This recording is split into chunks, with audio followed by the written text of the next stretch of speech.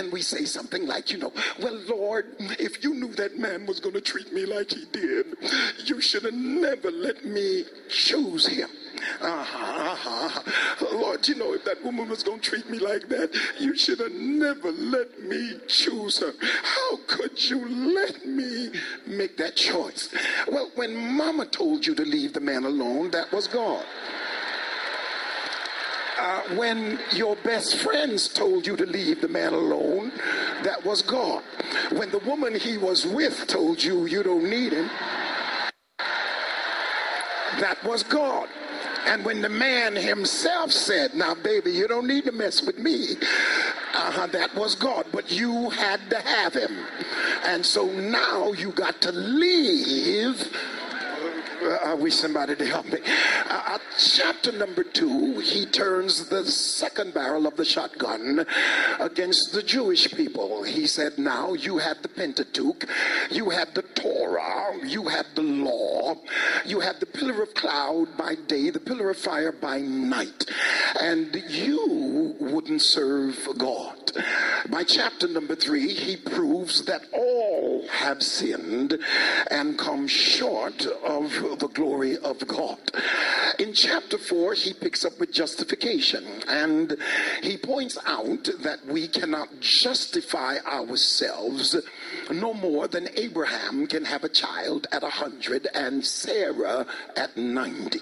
Just as that is a double impossibility, so it is that you and I cannot justify ourselves, because indeed and in fact our trialless mind was so reprobate that we didn't even choose to come to God independent of him drawing us.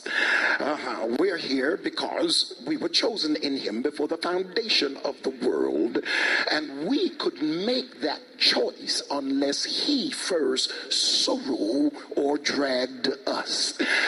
It would seem then that according to the issue of justification, and that's where we're going now, that it would be an easy ride. And it would be just, we just slip right in and just make it through without any difficulties. But the truth of the matter is that God has to raise us to bring us from what we used to be and how we used to think to the way that he wants us to think. You see, we were processed and we were socialized in a negative environment, and our proclivity and tendency is to operate within the parameters of the environment that we were socialized in. The first words that God spoke to Abraham, he said to Abraham, he said, 1, I want you to leave your father's house.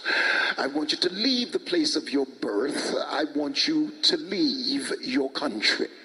I want you to leave your land, essentially. Not in that order. He started with leave your land. It was Karl Marx that said that land ownership is the substratum of wealth and stability. And God said to Abraham, I want you to leave your land. I don't want you, when you walk with me, to associate anything material as your strength for being with me. I want you to leave your land. Then he said to him, I want you to leave the place of your birth. It's Spinoza who said that we are the pool. What our pool is, the genetic pool we draw from, is what we become. And what God is saying now, I want to socialize you differently because of the blood of Jesus. I don't care what's running in your blood. When I run in your blood, you're going to be different than what your mama's father's father used to be. Then he said, I want you to leave your father's house, because Sigmund Freud said we are no better than the way we were developed in our early childhood. And so what God is saying now is, I need you to change your mindset. And that's why there is a process to bring us from one level of life to the next level. And it all begins with the transformation of our mind. I want to bless you. I want to take you to another level. But you have to be able to make the leap from the way you were socialized, the way you were brought up, and where I want to take you. You've got to be able to move from the halt, the lame, the crippled, the blind, into a space that I want to take you. And so the question then becomes, wilt thou be made whole? And the answer is, I'm about to heal somebody in here, but I'm only going to heal one somebody by this pool. I don't want to waste my healing, so I want to know, are you ready to take the step from the way that you were socialized, the way that you were brought up, from the way that you were manipulated and orchestrated by those who were around you? Are you ready now to make the quantum leap to be where I would have you to go? And in order for that to happen, you just can't walk in and walk straight into the mindset that God would have you to have. And so he points out now that there is a relationship between tribulation and the stability of the Christian's walk. And that's why I borrowed James a little bit, because what James is saying is that there is a relationship between tribulation and the stability of a child of God's walk. If I don't have to face any tribulation, then I will not develop as an individual. But in a love relationship where there is tribulation, it oftentimes questions my credulity and my credibility and veracity as it relates to my God. He loves me, and if he loves me, then why do I have to go through anything? Why should I have to face difficulties of life? Because anytime we think about love, we think about being protected. We think about being covered in a manner where we don't have to go through anything. I mean, if you love me, why would you allow me any kind of pain at all? But it seems here as if there's a proper way to handle trials, and there is an improper way to handle trials.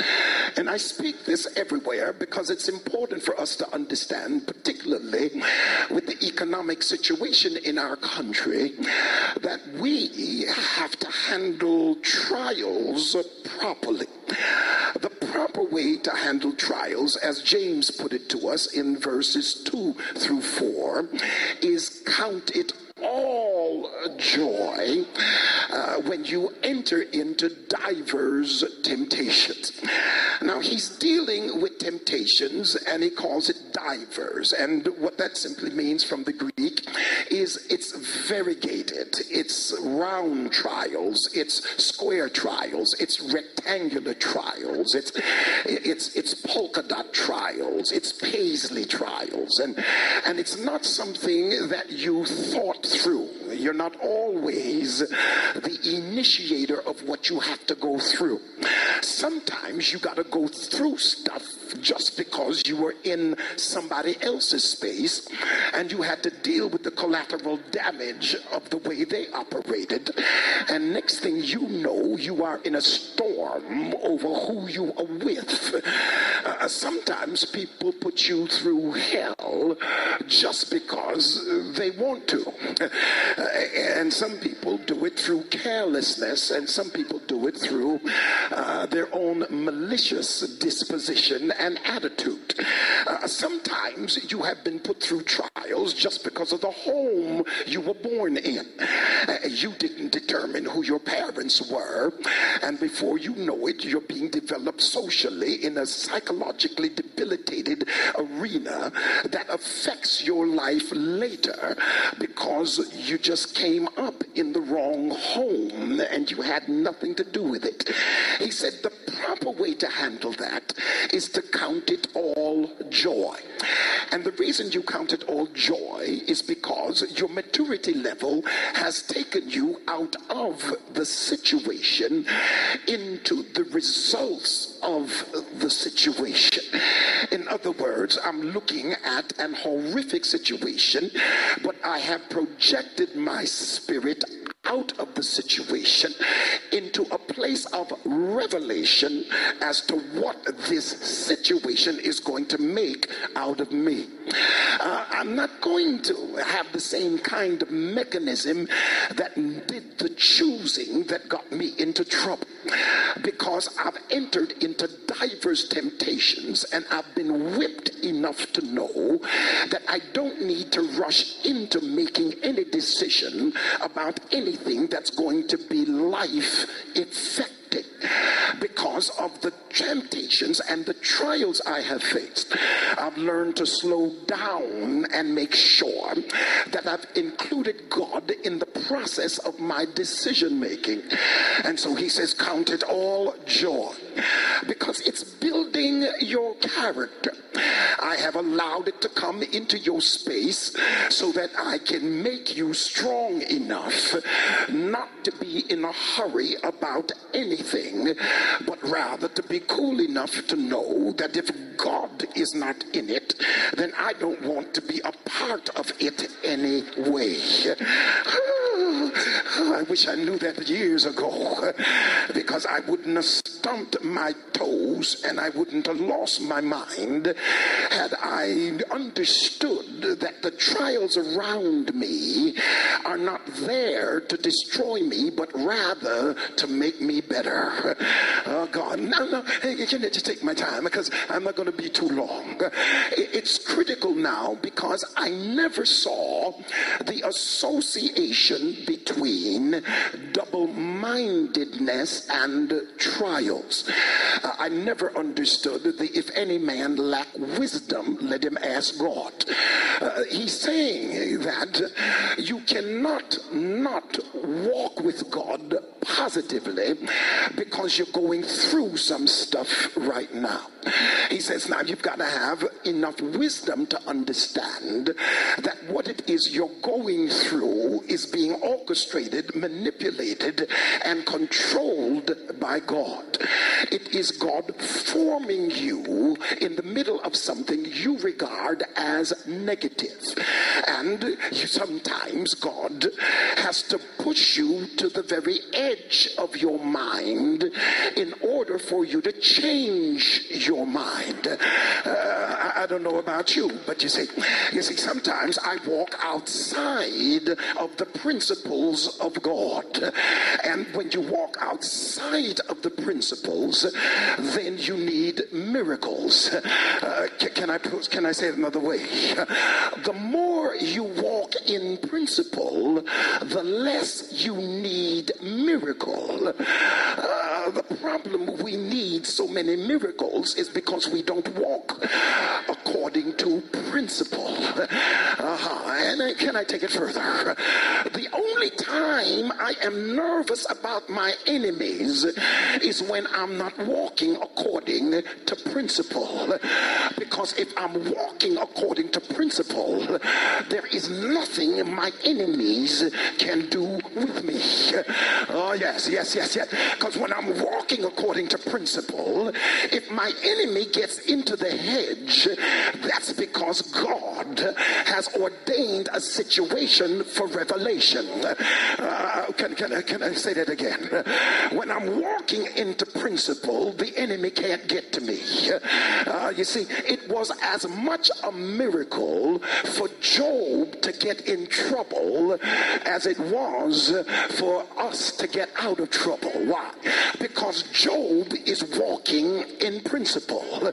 And as long as he's walking in principle, it will take a miracle for the enemy to get in. The miracle was that God removed the hedge. And he removed the hedge in order to give gave Job a revelatory experience that he couldn't have had if he was sequestered in the hedge. Let me put another way. Can I work in just a minute? We're going to shout after a while, but I got to work. I got to have something to shout about. Now, Jesus is